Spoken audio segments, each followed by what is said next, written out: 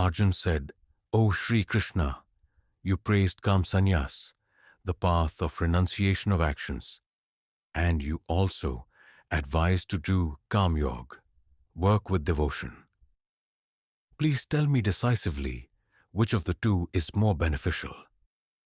The Supreme Lord said, "Both the path of Karm Sanyas, renunciation of actions, and Karm Yoga, working in devotion, lead to the supreme goal. But Karm Yoga is superior to Karm Sanyas. The Karm Yogis, who neither desire nor hate anything, should be considered always renounced. Free from all dualities, they are easily liberated from the bonds of material energy. Only the ignorant speak of Sankhya, renunciation of actions or Karm Sanyas, and Karm Yoga, work in devotion, as different. Those who are truly learned say that by applying ourselves to any one of these paths, we can achieve the results of both. The supreme state that is attained by means of Karm Sanyas is also attained by working in devotion. Hence, those who see Karm Sanyas and Karm Yoga to be identical truly see things as they are. Perfect renunciation, Karm Sanyas, is difficult to attain without performing work in devotion, Karm Yoga. O mighty armed Arjun, but the sage who is adept in Karm Yoga quickly attains the supreme. The Karm Yogis, who are of purified intellect and who control the mind and senses, see the soul of all souls in every living being. Though performing all kinds of actions, they are never entangled. Those steadfast in Karm Yoga always think, "I am not the doer." Even while engaged in seeing, hearing, touching, smelling, moving, sleeping, breathing, speaking, excreting, grasping, and opening or closing the eyes. With the light of divine knowledge, they see that it is only the material senses that are moving amongst their objects. Those who dedicate their actions to God, abandoning all attachment, remain untouched by sin, just as a lotus leaf is untouched by water.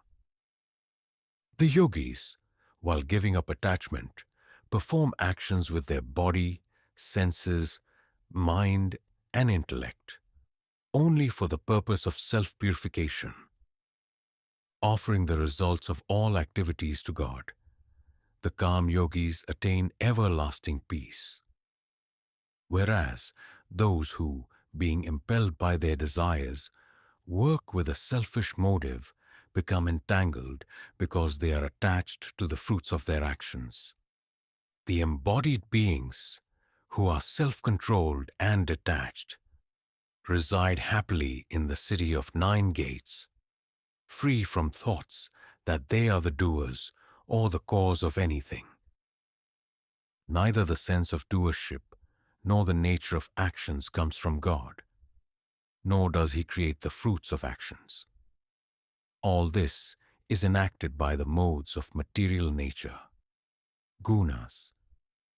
The omnipresent God does not involve Himself in the sinful or virtuous deeds of anyone. The living entities are deluded because their inner knowledge is covered by ignorance. But for those whose ignorance is destroyed by divine knowledge, the Supreme Entity is revealed, just as the sun illumines everything when it rises. Those whose intellect is fixed in God, who are completely absorbed in God, with firm faith in Him as the supreme goal, such persons quickly reach the state from which there is no return, their sins having been dispelled by the light of knowledge. The truly learned, with the eyes of divine knowledge, see with equal vision a Brahmin, a cow, an elephant, a dog, and a dog-eater. Those whose minds are established in equality of vision conquer the cycle of birth and death in this very life. They possess the flawless qualities of God and are therefore seated in the absolute truth. Established in God, having a firm understanding of divine knowledge and not hampered by delusion, they neither rejoice in getting something pleasant nor grieve on experiencing the unpleasant. Those who are not attached to external sense pleasures realize divine bliss in the self. Being united with God through yoga, they experience unending happiness. The pleasures that arise from contact with the sense objects, though appearing as enjoyable to worldly-minded people, are verily a source of misery. O son of Kunti, such pleasures have a beginning and an end. So the wise do not delight in them.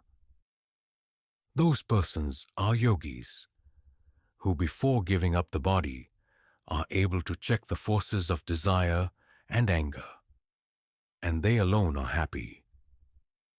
Those who are happy within themselves, enjoying the delight of God within, and are illumined by the inner light, such yogis are united with the Lord and are liberated from material existence. Those holy persons, whose sins have been purged, whose doubts are annihilated, whose minds are disciplined, and who are devoted to the welfare of all beings, attain God and are liberated from material existence. For those sannyasas who have broken out of anger and lust through constant effort, who have subdued their mind and are self-realized, liberation from material existence is both here and hereafter. Shutting out all thoughts of external enjoyment, with the gaze fixed on the space between the eyebrows, equalizing the flow of the incoming and outgoing breath in the nostrils, and thus controlling the senses, mind, and intellect. The sage who becomes free from desire, fear, and anger always lives in freedom. Having realized me as the enjoyer of all sacrifices and austerities, the supreme Lord of all the worlds and the selfless friend of all living beings, my devotee attains peace.